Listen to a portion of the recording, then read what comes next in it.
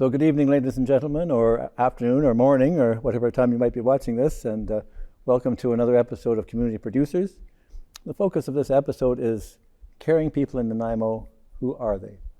Tonight I have with me Jennifer and Peter Njenga, who have started an orphanage in Kenya, Peter's home country, and they live here in Nanaimo, but they've got working this orphanage from here, and they're doing a great job. And I want to thank you for coming, Peter and Jennifer. Thanks for joining me on the show. It's a privilege to have you here. So, Jennifer, could you tell me about yourselves? How did you and Peter meet, and how did you come to start this wonderful project that you've got on the go? I was doing some volunteer work for an organization, and one of the doctors of that organization actually introduced Peter and myself and said, you know, Jen might be able to help you a little bit with your fundraising. And so we met for coffee and we talked about his goals, and one thing led to another, and we started becoming best of friends and starting this organization together, and we registered the charity, and through all that we fell in love, got married, and started really doing a lot of work together. Here you are.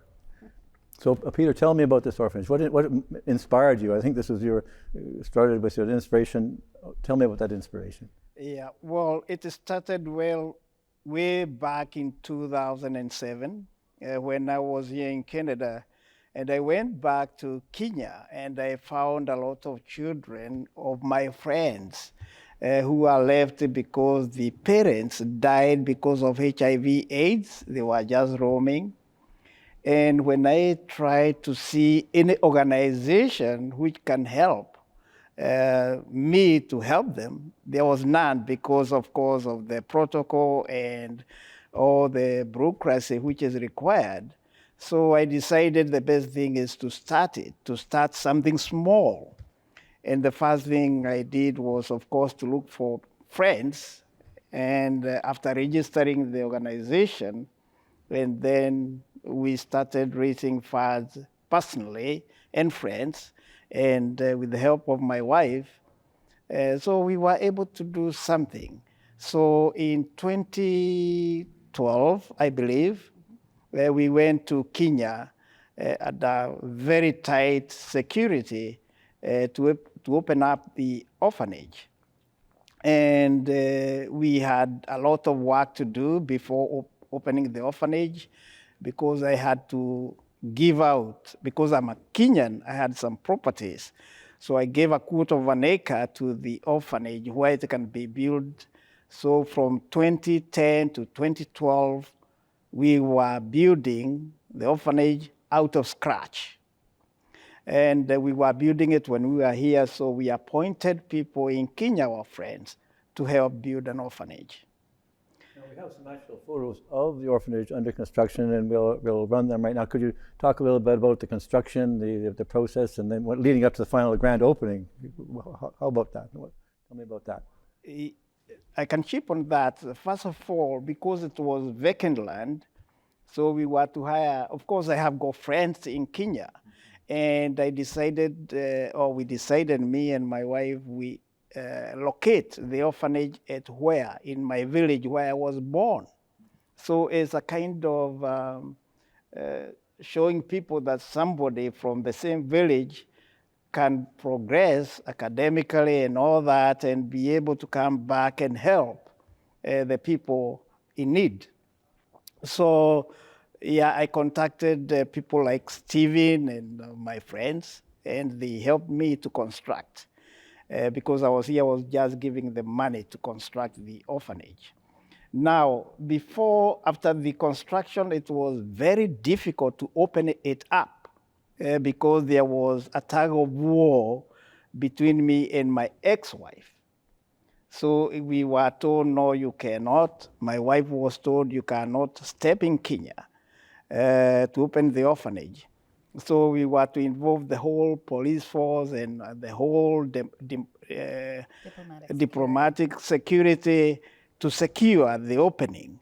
So when we were opening, actually, if you see through the website, you see when we were cutting the curtain or the opening the orphanage, there were about 15 armed forces surrounding, otherwise protecting her.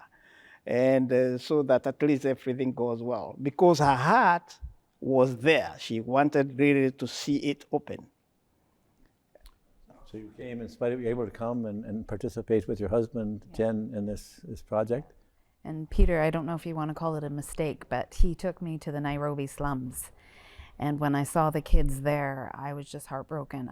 We went back and I was crying. I go, honey, we have to take more kids. And he's going, Jen, like, we only have room for 14. And I'm going, we got to do something. So we actually came up with the idea that we changed the kitchen that was in the house or in the orphanage, and we made it a bedroom. And then we physically took people from the village and we all went and built an outdoor kitchen. So we were able to take more kids in. Now tell me about these kids. Tell me about some of the children. Who are they? How are they? Some have been with you 10 years, I understand. Talk to me about some of them and how they've progressed. I think I can start by saying no child there is related to us, and when they were admitted, we did not know them. So we involved the local people, especially the church, the chief of the area, and the friends, to ensure that whoever is admitted there is actually a genuine orphanage and from a needy source, a needy family. Because in Africa at times, people tend to capitalize if an opportunity comes. So we were careful not to let somebody who is able, somebody who has got parents, somebody who has got means to come in the orphanage. Mm-hmm. So that's how we, the children were selected to come into the orphanage. Yeah. Some of the first kids that came, there was actually 2 that came in the beginning. And when we went back the second year, we found out there was an additional 2 children in that family. So it's really or strange or unusual in Kenya for families to be kept together. So we actually brought on those other kids into the orphanage. Their mother had gone to Dubai to work and never really returned. Thank God, though, 2 years ago, she came back and she reclaimed her children, which was wonderful. But we've had kids from the very beginning, like Rachel. Her mom has special needs and she doesn't really have the ability to take care of her. But we believe in a holistic approach where Rachel stays at the orphanage and her mom comes and helps and visits. So she's part of the whole, but that's the only one that actually had parents, those ones. We have Simon, who's just recently graduated from high school, and he's been with us since the beginning. And, you know, he's such a bright and amazing boy. Like, he sort of mentors the younger kids. It's just wonderful to see. But now he's actually apprenticing to be a mechanic. So he's started, I think, about 3 or 4 weeks ago in his apprenticeship. And we also have Peter that's doing the same thing. We have another Edith that's been with us, and she's just been accepted to Teachers College. So to try and give you an idea what these kids were like when we first met them, they were scared. They didn't have anybody that, you know, they showed affection or love or, you know, sort of, you know, showed them that they meant something. So there was even one time when Peter and I, not the first trip, but on the second trip, we hired a bus and we took them into Nairobi City. Well, these kids haven't been in a car before. Even when we got electricity at the orphanage for the first time, there's little Joseph dancing around, God shining his light on me, right? He had never seen light at dark except for the moon and the stars. So we had solar lights and they shine light so they could read and do their studies at night. But even when we went into Nairobi that one time, there was Rachel and she was sitting on the bus beside me, and there was a woman walking down the street carrying a briefcase. And she said, Mama Jen, what's that? I said, what do you mean that's that woman, what she's doing? I said, oh, she looks like she's a businesswoman. She goes, I want to be that one. I want to be that, right? We took them to the airport. They had never seen planes before. On that trip, everybody going back on the bus all wanted to be pilots, you know? So for them to realize that they can do anything that they want, you know, and when Peter goes back, a lot of times we go and we speak to the schools, and they can see that Peter worked his way through the same education system they did, you know, and he's been able to, you know, get multiple degrees and be very successful and give back to the community, not only in Kenya, but in Canada. So it's all about giving a part of your heart. And we both think that sometimes the most important work that you do is not the work that you get paid to do, it's the work you actually pay to do. So not that we don't love our jobs, because we do, but that's what inspires us. It must bring a lot of joy, all this. It does. In addition to that, well, talking about the orphanage, there is electricity, but the water well, where they get water, it was dug by hands, right? And it about 120 feet, somebody going there to dig for water. So it was not an easy thing to do, but at least they are still taking water there. The other thing is that when we go there, we do not only help those children who are in our orphanage, we help also other schools, the schools around the primary schools especially.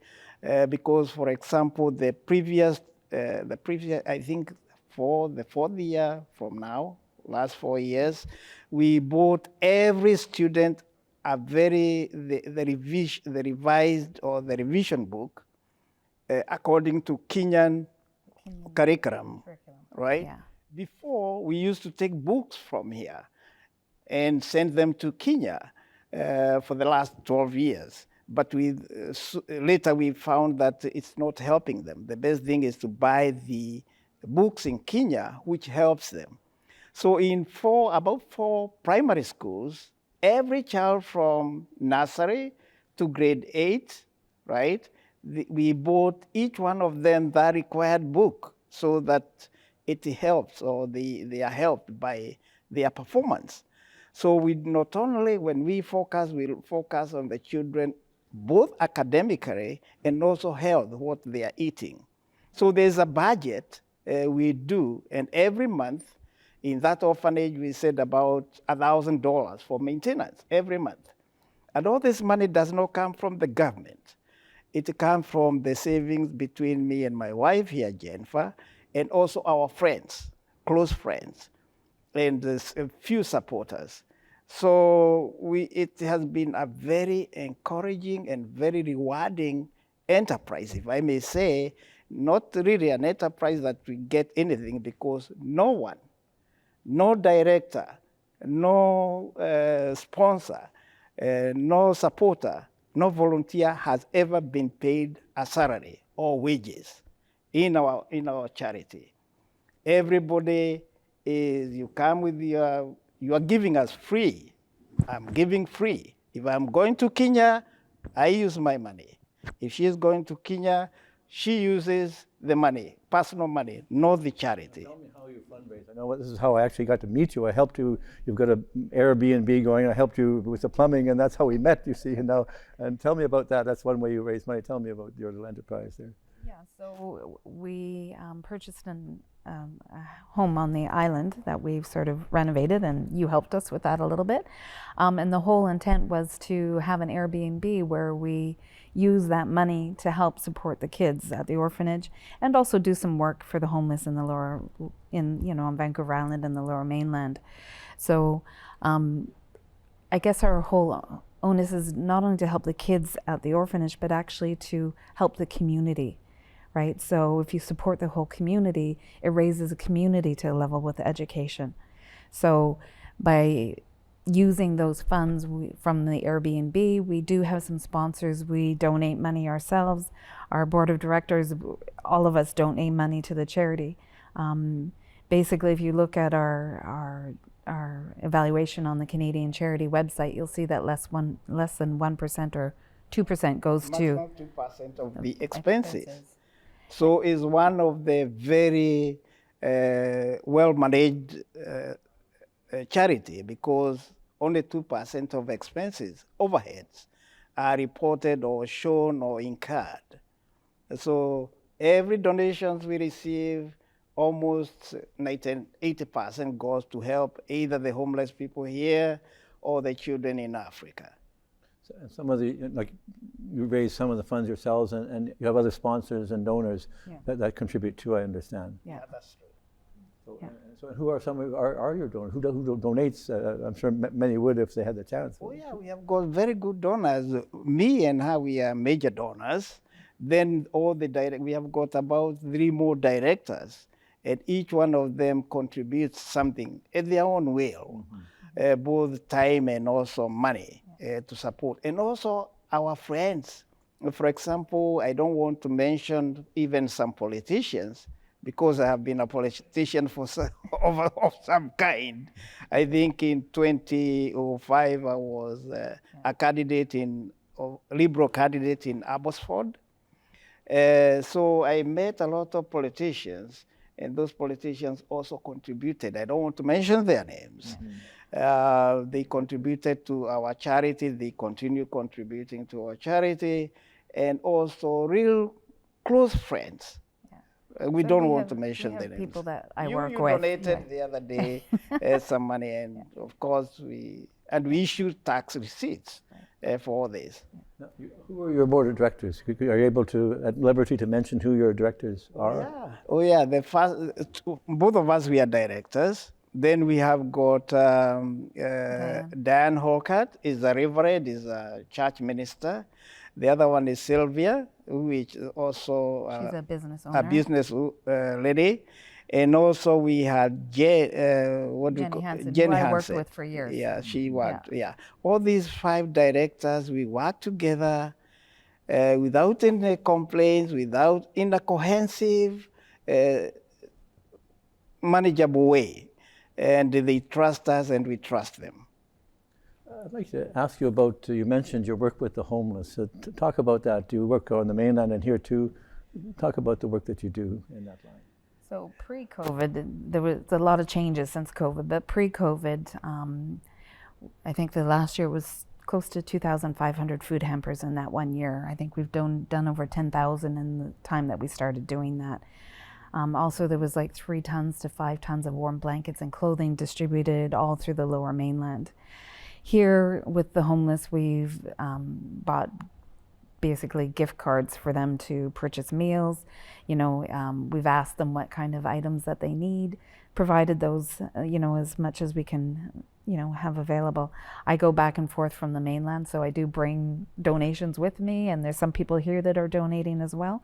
So we make sure that we clean all those clothes, that everything is in good wearable shape. We don't give them rags or anything to that effect. Oh, yeah.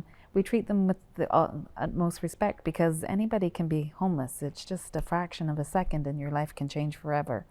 So having that compassion and just trying to do something to help. Yeah, in addition to that, I may say that, or I may add, in 2018, we helped 2,000 homeless people in Vancouver East Side with the food hampers. We are known by preparing good food hampers With fresh fruit and fresh food, good right? and water, and we donate. All the clothes which we donate must be cleaned before they are given out. They must be desensitized, cleaned, and we don't give anything which is not clean. Also, we have noted that not most, but some of the homeless people were very, very successful people before.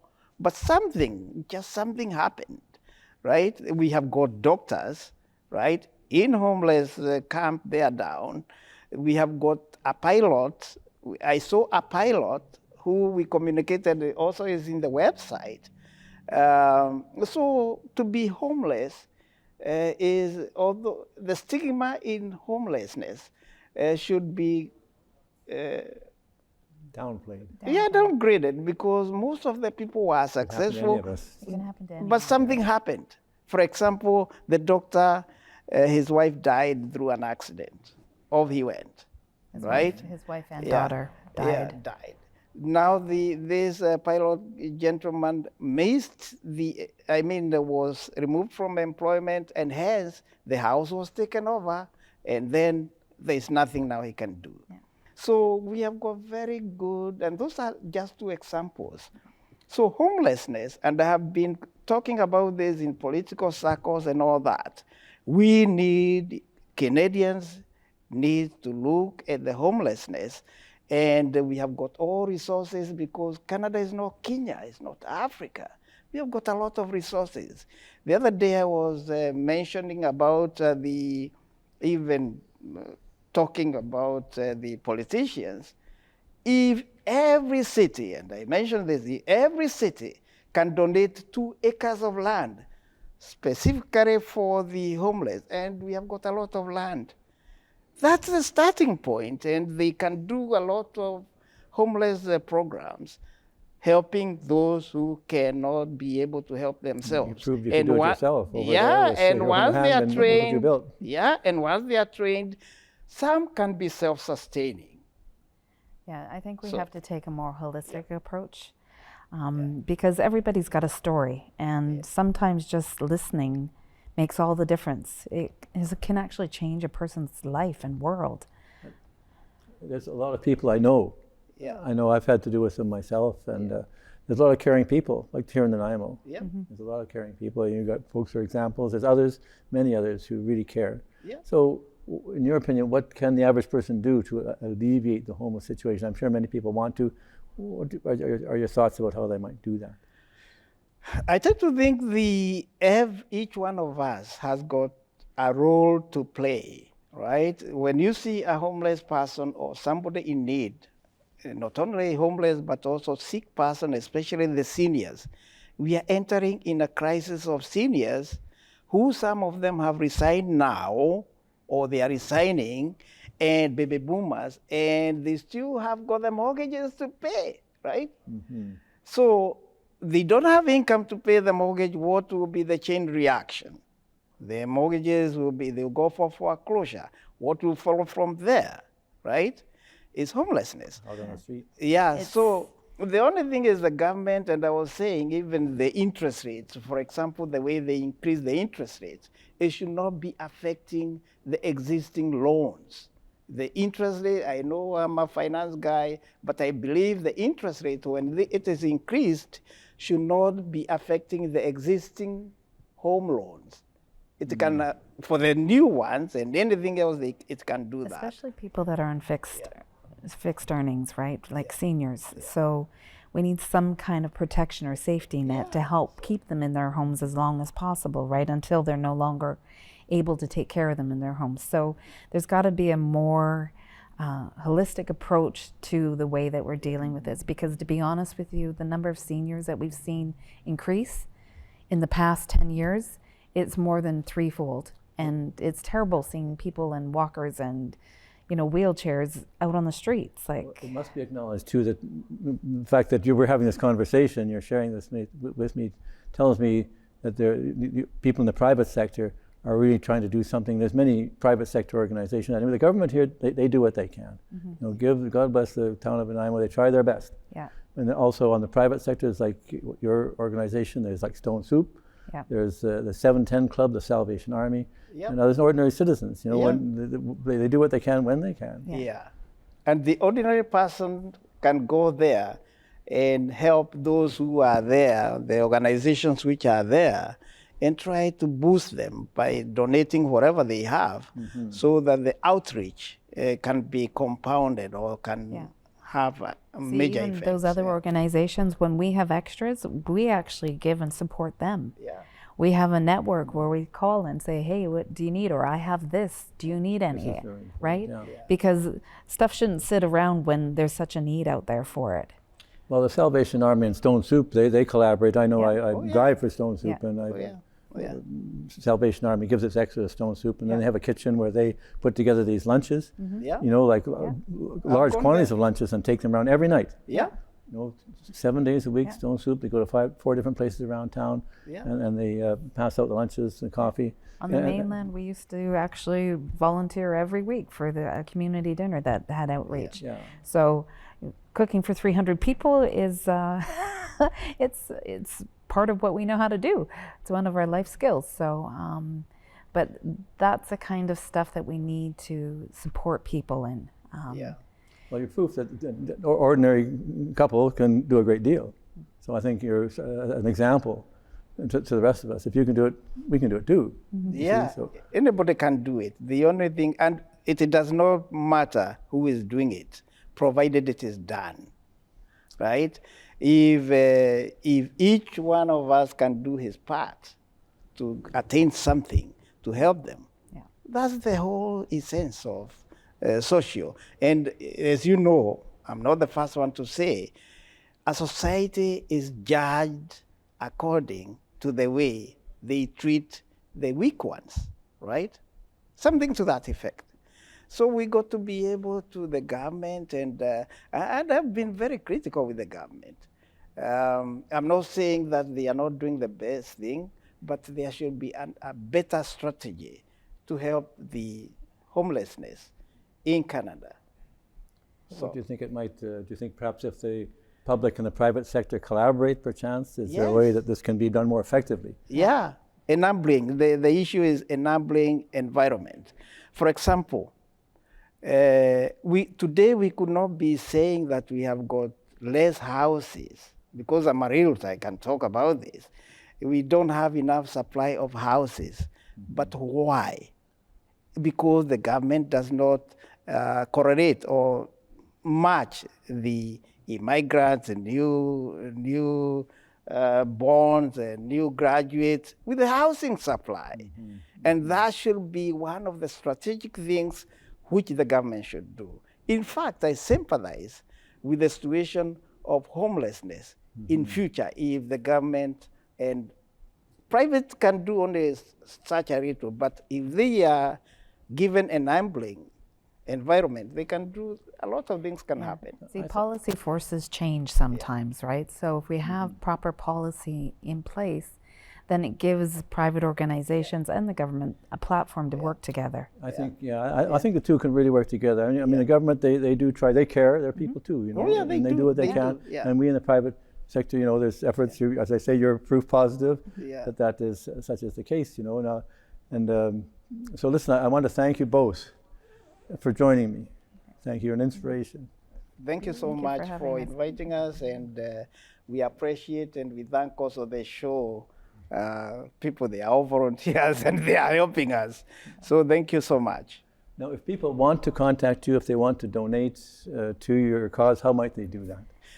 Yeah, the best thing is just to go to our website, which I gave you the card, and the Dr. Njenga Foundation.org, and you can even Google it from the Canadian charity, the charity websites, and you go ahead, you can donate online, you can donate through checks. All the donations are given taxable receipts. So, and we thank everyone who is doing it and those who can do it in future. And there's also a phone number on the website. So if Yeah. you want to contact us and discuss different things, we're more than, willing. We'll be going to Kenya shortly and making some. Keep up the good work, doing the good work over there. Yeah, we are going, by 10th October, we are going to Kenya. But although we are announcing it, we try to go privately, so we see how things are going there. But we'll be going there to see how the kids are doing. Well, perhaps we'll have you back. You can tell us more about it. Okay, Sound good? Thank you. Well, God bless you guys. Thanks for joining me. Thank you It's so an much. honor to have you here and talk to you. Okay, thank you.